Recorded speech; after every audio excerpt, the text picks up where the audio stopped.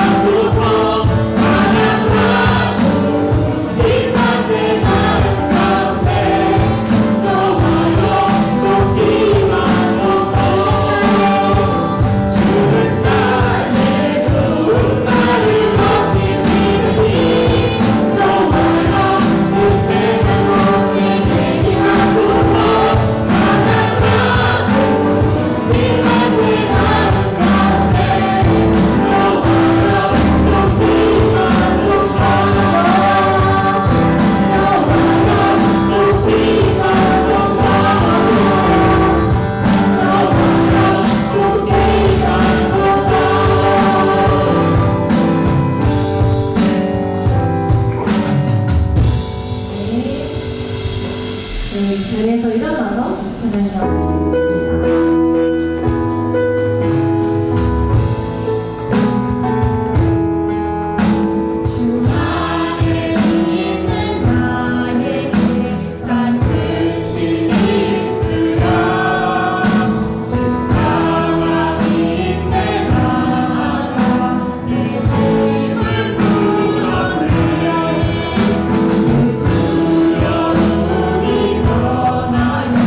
내 기도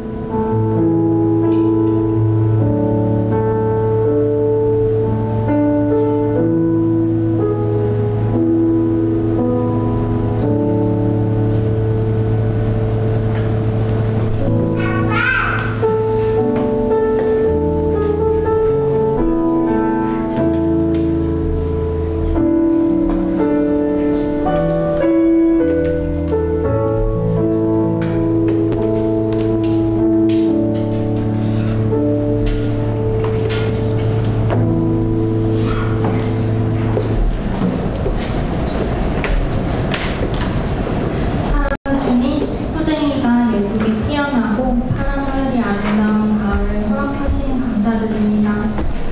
우리 대학교회가 코로나 위기를 극복하고 우리가 예배할 수 있는 장소를 허락하여 주시고 각 지체들이 아프지 않고 예배에 함께할 수 있게 하신 감사드립니다. 이 계절의 아름다움이 어제보다 더 나은 오늘이 될 수 있는 나의 나됨이 모두 그리스도의 은혜입니다. 나의 좋은 소식이 되어 우리에게 은혜를 허락하신 주님 찬양합니다. 주님, 우리가 한 주간을 돌아보며 예배의 자리에 섰습니다. 주님께서는 우리의 죄를 용서하여 주셨지만 우리는 그 은혜에 보답하지 못하고 우리의 마음을 힘들게 한 사람들을 쉽게 용서하지 못합니다. 하나님의 말씀보다 세상의 것을 더 즐겨하며 나의 관심은 쉽게 하나님으로부터 멀어집니다. 나의 티끌보다 남의 티끌을 크게 보며 용서와 이해보다 시기와 미움을 택하는 우리의 부족을 오늘 예배의 자리에서 내려놓습니다. 오늘 설교를 인도하시는 강동희 목사님에게 성령의 기름 부음을 허락하셔서 우리의 마음에 주님의 말씀의 씨앗이 깊이 심기게 하여 주시옵소서. 예배가 있기까지 아침 기도로, 금요 기도로, 주일 예배 전 기도로 섬김의 손길이 있습니다. 또한 새 가족을 맞이하여 찬양으로 주님을 높이며 방송으로 많은 이들에게 예배를 허락하시는 그 손길과 섬김을 기억하시고 은혜를 허락하여 주시옵소서. 우리의 관심에서 멀어진 곳곳에 여전히 전쟁과 재난과 기근이 있습니다. 우리의 관심이 닿지만 여전히 외면 중인 사회 여러 문제들이 있습니다. 각 나라의 지도자들이 하나님 앞에서 부끄럽지 않은 선하고 정의로운 선택을 할 수 있도록 하여 주시고 서울대학 교회에 하나님의 말씀이 갈급한 이들을 보내주세요. 또한 우리 대학교회가 갈급한 이들을 품을 수 있는 공동체가 될 수 있도록 기도합니다.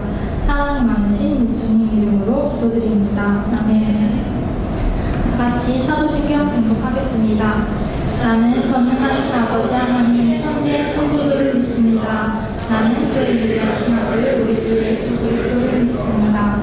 그는 성령으로 잉태되어 동정녀 마리아에서 나시고 본디와 빌라도에게 고난을 받아 십자가에 못 박혀 죽으시고 장사된 지 사흘 만에 죽은 자 가운데서 다시 살아나셨으며 하늘에 오르시어 전능하신 아버지 하나님 우편에 앉아 계시다가 거기로부터 살아있는 자와 죽은 자를 심판하러 오십니다. 나는 성령을 믿으며 거룩한 공교회와 성도의 구제와 죄를 용서받는 것과 몸의 부활과 영생을 믿습니다. 아멘. 오늘 말씀은 사도행전 7장 54절에서 60절 말씀입니다. 제가 대표로 공독하겠습니다. 그들이 이 말을 듣고 마음에 찔려 그를 향하여 이를 가하거늘 스데반이 성령 충만하여 하늘을 우러러 주목하여 하나님의 영광과 및 예수께서 하나님 우편에 서신 것을 보고 말하되 보라 하늘이 열리고 인자가 하나님 우편에 서신 것을 보노라 하는데 그들이 큰 소리를 지르며 귀를 막고 일제히 그에게 달려들어 성 밖으로 내치고 돌로 칠세 증인들이 옷을 벗어 사울이라 하는 청년의 발 앞에 두니라. 그들이 돌로 스데반을 치니 스데반이 부르짖어 이르되 주 예수여 내 영혼을 받으시옵소서 하고 무릎을 꿇고 크게 불러 이르되 주여 이 죄를 그들에게 돌리지 마옵소서 이 말을 하고 자니라. 아멘.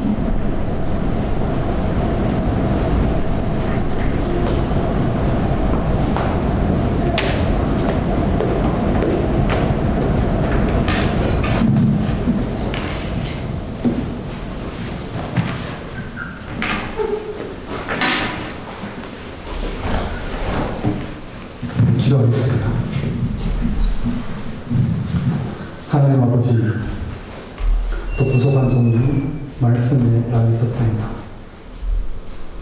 주님께서 성령을 역사해 주시사 우리가 말씀에 반응할 수 있도록 우리의 마음을 부드럽게 하여 주시옵소서. 주님께 의지하며 예수님 이름 받들어 기도합니다. 아멘. 오늘 설교 제목은 스데반의 이야기라고 합니다. 스데반의 이야기는 사도행전 6장과 7장에 걸쳐 있습니다. 대략 스데반의 구제사역, 스데반의 복음 사역과 또 체포되고 그런 것과 또 순교, 그리고 마지막에 또 특별하게 또 청년 사업이 출연하는 이 세 그룹으로 이루어졌습니다. 그 첫 번째 그 스데반의 이야기는 구제로 나타납니다. 예루살렘 교회가 급성장하게 되었죠. 그런 말미암은 구제물에 대한 문제가 발생했습니다. 헬라파 유대인들이 히브리파 유대인들에게 자기의 과부들이 그 매일 구제에 빠짐으로 히브리파 유대인을 원망했습니다. 교회 안에 원망이 발생한 거죠. 원망을 해결하지 않으면 교회가 분열되게 되어 있습니다. 여기에서 헬라파 유대인들은 헬라어를 사용하는 유대 신자를 말하고, 히브리파 유대인들은 아람어를 사용하는 유대 신자를 가리킵니다. 아람어를 사용하는 유대 신자들은 헬라어를 약간 알아들을 수 있지만 일상어로 사용할 수 없었습니다. 이와 반대로 헬라어를 사용하는 유대인들은 디아스포라 출신의 유대인들이기 때문에 헬라어가 그들의 모국어나 다름없었죠. 오순절날에 그 놀라운 그 방언의 역사를 목격하고 베드로와 사도들의 설교를 듣고 나서 예수님을 면접한 사람이 3,000명이 되죠. 그 중에 적지 않는 태생의 유대인들이 외국 태생이었습니다. 디아스포라 유대인이었던 거죠. 이날의 구원을 받고 새 언약의 백성 공동체의 이름이 된 자들이 그 아람어를 사용하는 유대 신자들과 같이 모여서 예배 드리는 것이 아마 불가능했을 것입니다. 이런 언어 장벽은 예루살렘 교회 내에 아람어를 사용하는 유대 신자들의 모임과 헬라어를 구사하는 유대 신자들의 모임이 자연스럽게 발생되고 나눠져서 서로 모이게 되었겠죠. 그러나 두 모임은 12사도의 완전한 관리하에 있었습니다. 사도들 중에 헬라어를 잘 구사하는 사도들이 있었을 것입니다. 그러나 아무리 많다 해도 본토 유대인들의 신자에 비하면 그들을 도울 수 있는 그 힘은 부족했을 것입니다. 때문에 매일 시행되는 구제 프로그램에서 그 소외된 것 같죠. 매일 구제란 하루 끼니도 감당하기 어려운 국빈자들에게 교회와 그때 교회가 매일 나눠주는 음식 또는 금전상의 지원을 말합니다. 아람어를 사용하는 과부들은 그 본토배이기 때문에 헬라어를 사용하는 과부들보다 경제적으로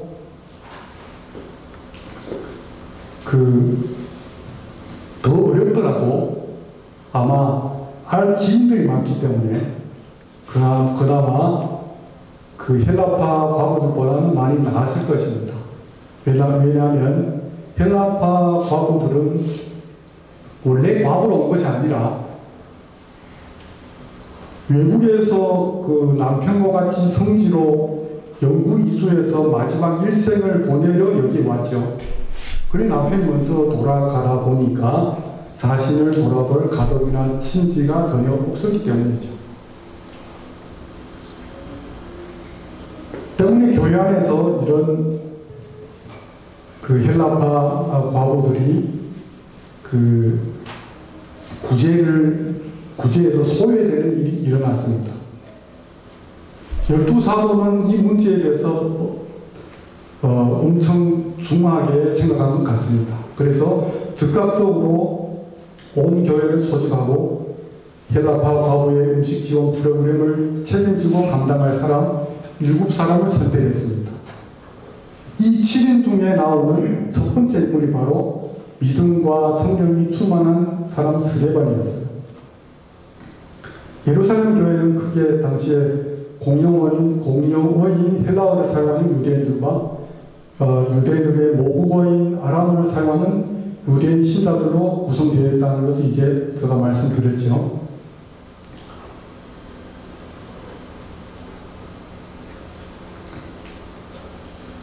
사도들이 이 일곱 집사를 세운 후에 사도들은 기도와 말씀에 힘쓰겠다고 하였죠. 그 결과 어떻게 됐습니까? 말씀이 엄청 왕성하게 됐죠. 그리고 예루살렘에는 또 제자의 수가 심히 많아졌습니다. 이것은 아까 발생한 원망 문제를 잘 해결된 결과라고 생각합니다. 그렇다면 스데반을 비롯한 일곱 집사들은 어떻게 되었을까요? 가만히 생각해보면 12사도들이 하는 구제 관리를 7명의 집사들이 하게 됐어요.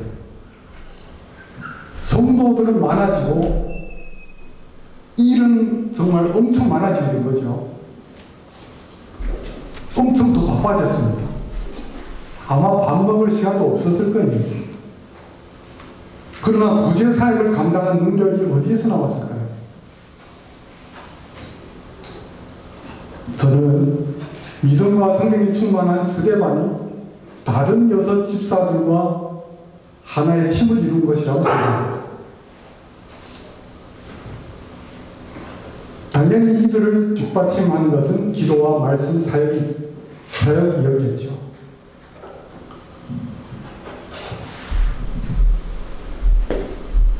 두 번째 스데반의 이야기를 나누고자 합니다. 믿음과 성령이 충만하여 구제 사역을 엄청 바삐 하던 스데반이 오늘 본문 배경에서 우리가 볼 수 있듯이 깜짝 놀라는 일을 하고 있습니다. 그것은 스데반이 은혜와 권능이 충만하여 큰 기사와 표적을 행하죠. 원래 구제 사역과는 거의 연관이 없는 사도들이 하는 일들을 이 스데반이 하는 것을 볼 수 있어요. 우리의 능력이 어디까지일까요? 우리는 시간 부족을 겪고 있죠. 얼마만큼 우리의 능력을 발휘할 수 있을까요? 또 만약에 스데반처럼 이렇게 발휘가 되려는 그 비결은 어디에 있을까요? 그뿐만 아니라 스데반은 자유인들의 회당에서 그 회당에 소속된 어떤 사람들, 즉 종교 지도자들과 논쟁을 합니다. 근데 그들이 능히 당하지 못했다고 합니다. 몽땅 이긴 거죠. 그래서 그들은 거짓 증인을 매수해서 스데반이 성전과 모세를 거스르는 신성모독을 했다고 백성과 장로와 성관을 선동했죠. 스데반은 무리에 잡혀서 법정에 서게 됐어요. 스데반의 모습은 천사의 얼굴 같았습니다. 어떤 사람의 얼굴이 천사의 얼굴과 같다는 표현은 신구약 성경에서 매우 이례적인 표현입니다. 7장 대부분을 차지하는 스데반의 연설은 그 당시 자유인들의 회당의 지도자들의 고소가 얼마나 근거가 없는지를 알려주고 있습니다. 스데반의 연설, 그 핵심은 무엇입니까? 이스라엘 백성의 불순종의 역사에 따라 성경을 거슬러 지금도 불순종하고 있음을 보여주죠. 스데반의 연설에 의거하면 하나님은 요셉의 형제들이 배척한 요셉을 크게 쓰셨습니다. 또한 이스라엘 백성들이 배척한 모세를 그들의 지도자와 구원자로 세웠습니다. 이와 같이 하나님께서 세우고자 했던 지도자들을 배척하는 것이 이스라엘 이스라엘의 불순종의 역사인데 그 절정이 어디에서 나타납니까? 예수님을 십자가에 처형한 사건에서 나타나죠. 버림받은 요셉과 모세를 각각 그 시대에 특별하게 사용하신 하나님께서 예수님을 역시 죽은 자 가운데서 일으켜 그의 보좌 우편에 주와 구원자로 세운 것입니다. 스데반은 이런 역사적 불순종을 지적하고 그들을 회개시키려고 했지만 사내들인 공회원들은 결국 그들을 배척하죠. 스데반의 연설은 단지 자신의 무죄를 주장하는 개인적인 변호가 아닙니다. 놀랍게도 기독교의 변화라고 해도 과언이 아니죠. 그 분명한 사실은 종교 지도자들이 과거 이스라엘 백성 종교 지도자들과 과거 이스라엘 백성은 성령께 불순종한 백성들이지만 그를 포함한 새언약의 백성은 성령께 순종하고 복종하는 하나님의 참 백성이라는 것입니다. 그래서 그 당시에 스데반의 이 연설을 듣고 엄청 충격을 받았을 것입니다. 구약의 가르침에 충실한 하나님의 참 백성이 예수님을 배척한 유대교가 아니라 그를 영접한 신자들이기 때문입니다. 이제 사도행전 7장 52절로 넘어오겠습니다. 사내들인 공회원들의 조상들이 선지자들을 핍박하고 죽인 사건과 순교한 선지자들이 예언한 의인 메시아를 종교 지도자들이 죽인 사건을 연결합니다. 7장 52절을. 간단하게 얘기하면 선지자들을 핍박하여 죽인 사건하고 수많은 선지자들을 죽인 사건하고 메시아를 죽인 사건을 연결하죠. 뿐만 아니라 예수님을 의로운 자로 부름으로써 종교 지도자들이 잡아 죽인 예수님이 무죄하였음을 보여줍니다. 7장 53절은 의로운 자 예수님을 배반하고 살인한 너희들이 누구인지 더욱 분명히 밝힙니다. 이들은 다른 사람이 아닌 천사가 전한 율법을 받고서도 이를 준수하지 않는 자들입니다. 스데반을 고소한 자유인들의 회당 지도자들과 이들을 조종하고 있는 이들의 조종을 받고 있는 매수된 거짓 증인들은 스데반이 모세와 그의 율법을 거역하여 말했다고 주장합니다. 그러나 모세는 53절에 이런 주장을 정면으로 부인하죠. 스데반의 증거를 듣고 종교 지도자들은 심히 분개했죠. 이를 갈았죠. 그러나 스데반은 처음과 같이 성령 충만한 모습으로 가득 차 있었습니다. 55절부터 56절까지 보겠습니다.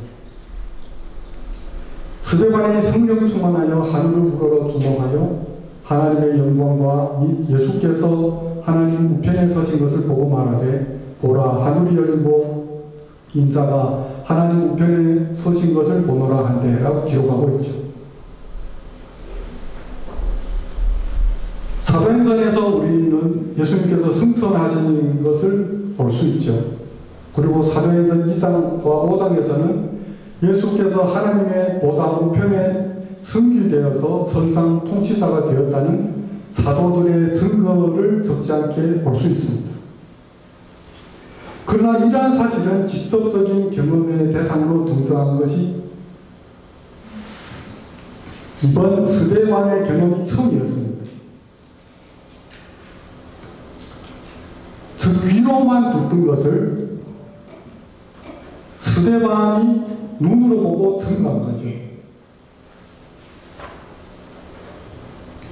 그래서 이 스데반의 증언은 예수께서 유대 법정에서 재판을 받을 때 대제사장에게 누가복음 12장 69절에서 그러나 이제는 인자가 하나님의 권능에 우편에 앉아 있으리라 하시니란 말씀이 실현됐음을 보여주고 있습니다.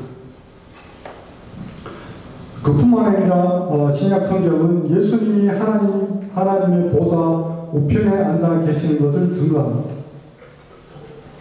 마가복음에도 있고 사도행전 2장 5장 로마서 8장 고린도서 3장 등등에서 있습니다. 발견할 수 있죠. 그러나 특별하게 오늘 말씀은 높임받은 예수님이 하나님의 보좌 우편에 서셨다는 기록을 볼 수 있죠. 오늘 본문에만 유일하게 등장하죠. 그렇다면 왜 예수님은 서 계신 걸까요? 앉아 계시는 예수님이 왜 서 계신 걸까요? 인자 예수님이 하나님의 보좌 우편에 일어선 것은 그를 담대하게 증거하고 인정하는 스데반을 하나님 앞에서 인정하고 그가 신실함을 잊지 않고 끝까지 굳게 해달라고 하나님 아버지께 중보 기도하기 위함이었습니다. 사내들의 공회원과 고소하는 자유인들의 회당 소속 지도자들은 예수께서 하나님 보좌 우편에 서셨다는 말을 듣고 더 이상 참을 수가 없었습니다. 자기들의 눈에 보이지 않는 예수님이 또 하나님의 그 보좌가 스데반의 눈에 보인다는 것을 참을 수 없었겠죠. 그들은 큰 소리를 지르고 귀를 막고 스데반에게 달려들었죠. 스데반을 잡아서 예루살렘 성 밖으로 끌고 나가 돌로 치워 죽였습니다. 스데반이 돌에 맞아 죽었다는 것은 두 차례나 되죠. 스데반이 선지자들과 같은 죽음을 당했다는 것을 강조하는 것입니다. 우리들의 조상들은 의로운 자 메시아의 소림을 예언한 선지자들을 죽였습니다. 뿐만 아니라 그들은 최근에 하나님의 보좌 우편에 계신 아까 스데반이 보신 예수님을 십자가에 처해했죠. 지금은 예수님을 증거하는 그 하나님의 우편에 서 계시는 예수님을 증거하는 스데반을 죽이죠. 세 번째 이야기 하겠습니다. 스데반을 돌로 쳐 죽이는 일에 앞장섰던 증인들은 옷을 벗어서 청년 사울의 발 앞에 두었습니다. 여기서 제기할 수 있는 당혹스러운 질문이 두 가지가 있는데요. 스데반의 죽음에 왜 갑작스레 사울이 등장할까요? 그리고 거짓 증인들은 왜 그들의 옷을 사울의 발에 두었을까요? 먼저 사울의 갑작스러운 등장에 대해서 생각해 봅니다. 6장에서 자유인들의 회당에 소속된 자들이 스데반과 더불어 논쟁을 하고 그 논쟁에 이기지 못하자 거짓 증인들을 매수했다고 기록하는 것을 볼 수 있습니다. 저자 누가는 의도적으로 독자들에게 이 과정을 배후에서 조종하고 있는 대표적인 지도자의 정체에 대해서 궁금증을 던져주죠. 누군가 밝히지 않죠. 우리가 이 탈락을 접하기 전까지 우리는 스데반을 반대하는 자들의 대표적인 지도자가 누구인지 추측만 하게 되죠. 본문 58절의 사울의 등장은 그 궁금증을 해결해 줍니다. 청년 사울이 스데반을 반대하는 자들 중에서 배후 조종자였음을 여기서 밝힙니다. 거짓 증인들은 원래는 그 당시 사업적인 관례에 따라서 스데반의 옷을 벗겨서 사울의 발에 갖다 놔야 됩니다. 그래서 그 스데반의 죽음이 정당했음을 보여주어야 했죠. 그러나 이들은 그 절차를 무시하고 이상하게도 자기들의 옷을 벗어서 사울의 발 앞에 두었습니다. 전혀 다른 경험이 발생한 겁니다. 그들의 옷을 사울의 발 앞에 벗어놓음으로써 그들이 스데반을 죽인 행위는 자기네 뜻이 아니라 그 뒤에서 조종하는 사울의 허락 혹은 지시에 따라 되어진 것을 상징적으로 인정하는 셈이죠. 그래서 저자는 누가는 사도행전 8장 1절에서 사울이 스데반의 죽음을 마땅히 여겼다고 논평하고 있습니다. 사울이 죽였다는 것을 사울이 뒤에서 거짓 증인을 사서 배후 조종했다는 사실을 이야기하고 있죠. 갑작스럽게 핵심 인물로 사울을 언급한 이 누가는 돌에 맞아 죽은 스데반의 마지막 모습으로 갑자기 돌아가죠. 무리들이 돌로 스데반을 치기 시작할 때 그는 하나님의 보좌 우편에 서서 하나님 앞에서 그를 옹호하고 변호하는 예수님께 자신의 영혼을 의탁하는 기도를 했습니다. 주 예수여, 내 영혼을 받으시옵소서. 이것은 우리가 예수님께서 십자가에 달리신 예수님께서 아버지여 저들을 사하여 주옵소서. 자기들의 하는 것을 알지 못한 이입니다. 라고 기도한 것과 같은 그런 복사 있는 것 같은 그런 것을 볼 수 있죠. 예수님의 용서의 기도를 본받아서 스데반은 주여 이 죄를 그들에게 돌리지 마옵소서라고 기도했습니다. 지금 현재 하나님의 보좌 우편에 영광 가운데 계신 예수께서 십자가상에서 고난의 최절정에 오른 순간에 죄인들을 위해서 하신 기도가, 즉 예수님의 기도가 스데반의 용서의 기도를 가능하게 만들었습니다. 그래서 스데반의 용서의 기도는 모든 것을 배후에서 조종하고 있는 사울을 위한 용서의 기도가 되지. 그렇다면 스데반의 용서의 기도가 어떻게 응답되었을까요? 8장에 보면 지금 저희들은 이 자리에 있는 여러분들은 우리가 사도행전을 너무 많이 읽었기 때문에 그 답을 알고 있죠. 기도가 응답되기는커녕 오히려 배후에 있던 사울이 무대 위로 뛰어올랐죠. 그래서 교회를 핍박하는 정권을 휘두르게 되죠. 그러나 우리는 8장에서 끝나지 않는다는 것을 알고 있습니다. 그것은 잠시 사울은 스데반의 자리를 대체하는 자로 9장부터 28장까지 계속적으로 고난받는 증인의 삶을 감당하게 되죠. 사울이 스데반을 능가하는 새로운 스데반이 된 거죠. 오늘 스데반의 이야기를 3개 정도 이렇게 쭉 나누고 했습니다. 스데반의 능력의 원천은 어디에서 올까요?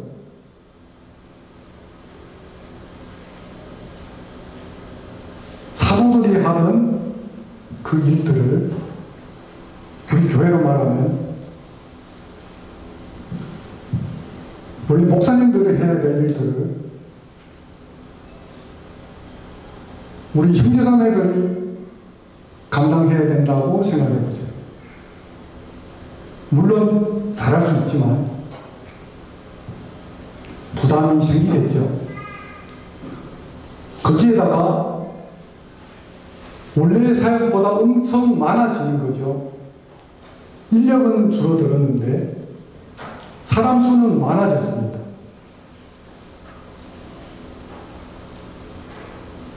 어디 어디에서 올까요?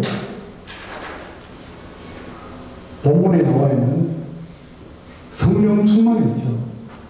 6장 7장에서 스데반은 시종 일관 성령 충만을 잃지 않았습니다. 그 성령 충만은 우리가 사도행전 1장부터 5장에 이르는 오순절 성령 강림과 주 예수 이름으로 대표되는 복음 전도, 주님의 이름으로도 온다는 것을 우리가 알 수 있습니다. 두 번째 그 능력은 어디에서 오죠? 일곱 집사들을 사도들이 안수했습니다. 안수하며 기도했습니다. 그 능력은 기도에서 옵니다. 기도 응답의 가치는 어디에 있을까요? 아니, 기도의 가치는 어디에서 올까요? 기도의 가치를 어떻게 평가할까요? 기도 응답으로 평가할까요? 기도의 시간으로 평가할까요? 우리는 기도를 어떻게 평가해야 되는가에 따라 우리가 기도의 시간을 가질 수도 있고 가지지 않을 수도 있습니다. 그리고 지속적으로 할 수도 있고 대충 할 수도 있습니다. 스데반은 기도로 시작해서 기도로 끝나죠.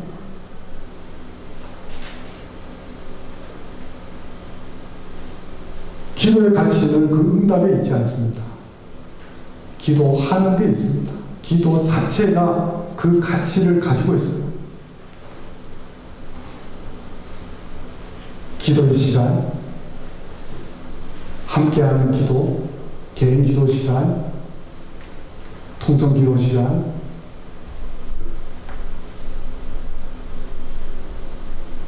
그래서 우리는 기도하면 바로 응답이 오면 얼마나 좋겠어요. 그러나 오늘은 그 용서 기도를 해도 그렇게 처절하게, 그렇게 마음을 다하여 예수님의 기도와 같은 기도를 해도 응답은 바로 일어나지 않고 오히려 더 강한 압박이 들어오죠. 그렇다고 그 기도의 가치는 사라지는 것이 아닙니다.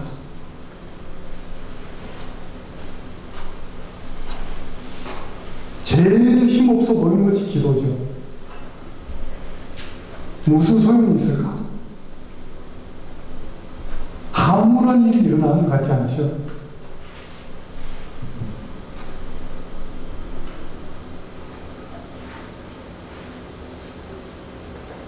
그러나 그 기도만으로 가치가 있습니다. 응답 되든 안 되든. 응답 안 되는 기도가 어디 있습니까? 모든 기도는 응답됩니다. 단지 그 응답된 기도 응답이 내 마음에 안 들 뿐이에요. 내가 인정하지 않을 뿐이에요.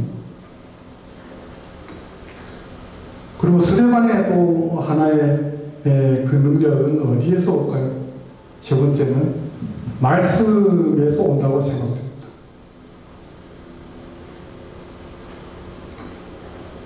말씀으로 심지어 그 유명한 사울을 이겼을 정도인 것 같아요. 사울이 드러나진 않아도 그 자유인의 회당에서 사울과 대판 붙었을 것 같아요. 그러나 스데반이 아마 이겼을 것 같아요. 우리는 사울로 이름되는 그 바울의 유명함을 우리가 알 수 있죠. 신약 서신을 엄청 많이 쓴 그 바울. 그 바울을 스데반이 이겼다는 겁니다. 무엇을 이겼을까요? 힘으로 이겼을까요? 말씀으로 이겼습니다. 말씀의 가치는 어디서 올까요? 말씀의 가치는 어떻게 평가할까요? 아까 기도가 같습니다. 우리가 말씀을 읽을 때 이해되지 않죠? 이해되는 것도 있고 이해되지 않는 것도 많죠. 그리고 힘들어지는 부분도 더욱더 많습니다. 그러면 그 말씀의 가치가 없는 것일까요? 말씀은 말씀대로 가치가 있습니다. 우리의 가치는 그 말씀을 가까이 하면 가까이 할수록 우리의 가치가 올라가고 우리의 지혜가 올라가고 우리가 능력과 권능에 충만하게 됩니다. 갑자기 신비스러운 그 어떤 능력을 받는 것이 아니에요.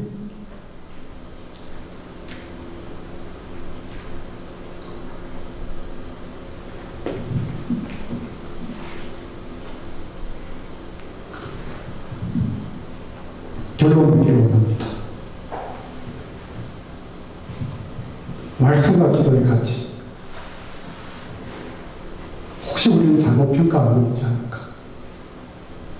우리가 곰곰이 생각해 볼 필요가 있습니다. 우리가 가치 있게 여기는 이 시간, 그 시간을 어디에다 써야 될까요? 우리가 가치 있게 여기는 이 생명, 이 젊음, 그 젊음을 어디에다 써야 될까요?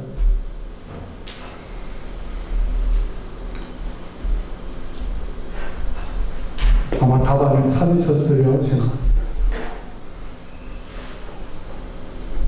또 하나는 순교자에 대해서 오늘 스데반이 순교한 거죠.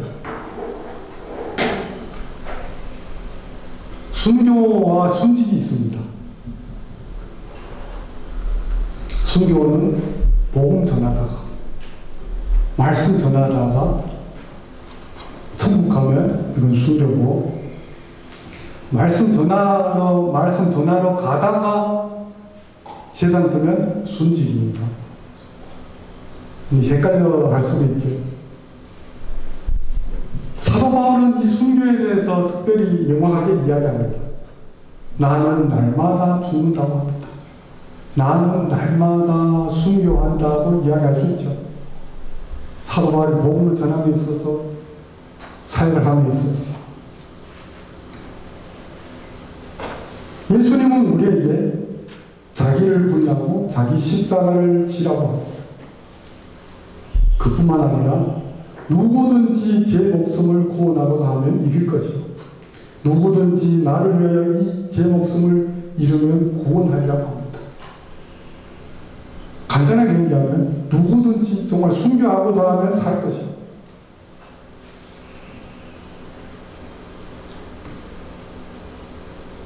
오히려 살려 하면 죽을 것이라고 하고 있습니다. 이 시간에 다시 한번 우리 그 스데반의 이야기를 생각하면서 결단하는 시간을 가지기를. 우리의 능력은 다른 데서 오지 않습니다. 성령의 능력으로 우리가 모든 것을 해야 됩니다. 일을 하든지 공부를 하든지. 근데 그 능력을 받기 위해는 기도와 말씀을 떠나서는 내 능력을 초월할 수 없습니다. 스데반이 아무리 능력이 있다 한들 사도들의 능력을 초월할 수 있겠습니까? 어림도 없지요. 우리를 업그레이드 시킬 수 있는 방법, 기도와 말씀뿐입니다. 그리고 내가 살 수 있는 방법은 날마다 순교하는 것뿐입니다. 우리가 이 모습으로 정말 주님께 의지하며 나아갈 때 우리의 기도가 진정 스데반의 기도처럼 새로운 스데반이 태어날 줄 믿습니다. 우리가 현장에서 연구실이든지 그 어떤 일터에든지 우리가 숭배하지 않는 한 세상은 변하지 않죠. 우리 교회도 여러 가지 모순이, 여러 가지 불협화음이 있을 수도 있습니다. 그렇지만 우리가 내 자신을 죽지 않는 한 연합은 일어나지 않습니다. 기도하겠습니다. 하나님 아버지, 오늘 무거운 또 주제를 가지고 다녔었습니다. 주님께서 은혜를 가해 주시사 기도와 말씀의 은혜를 사모하는 영혼을 허락하여 주시옵소서. 우리가 일터에든지 학교에서든지 시험 들지 않고 성령의 충만함을 사모하는 우리 모두가 될 수 있도록 도와주시옵소서. 예수님 이름으로 기도합니다. 아멘.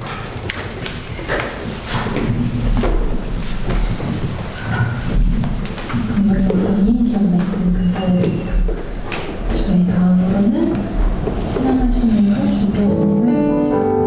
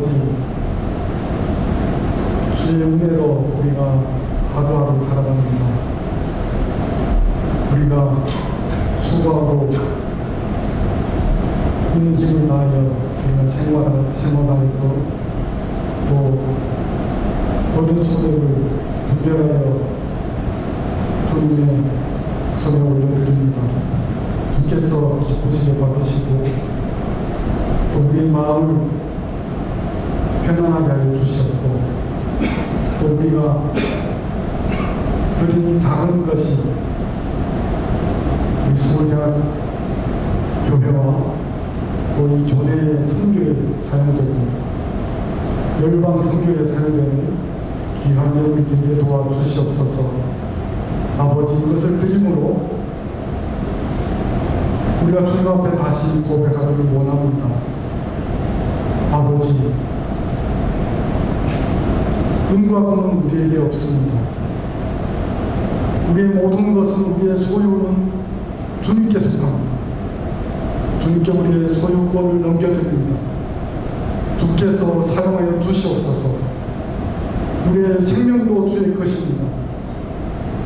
주님께서 하루하루 저희들을 기도와 말씀으로 세우시고 성령의 은혜로 도와주시옵소서. 예수님을 받들어 기도합니다. 아멘.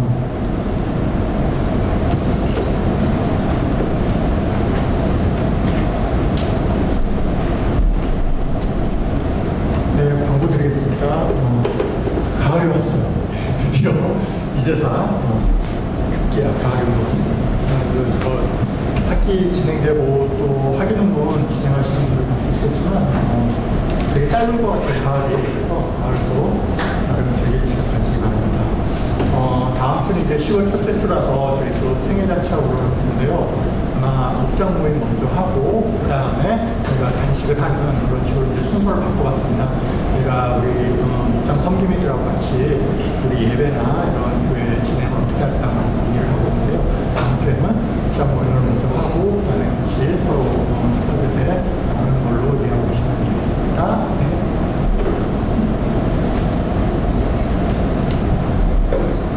명하셔서 마지막으로 결단 찬양 함께 하시겠습니다.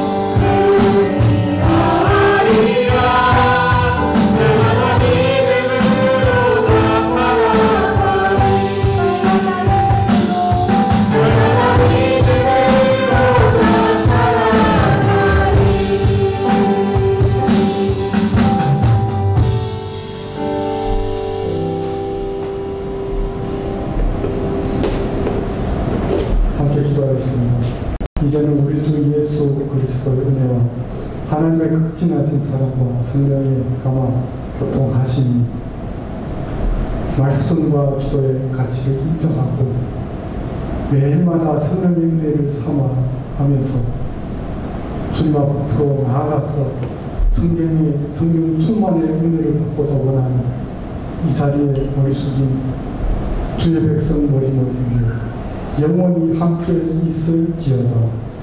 아멘.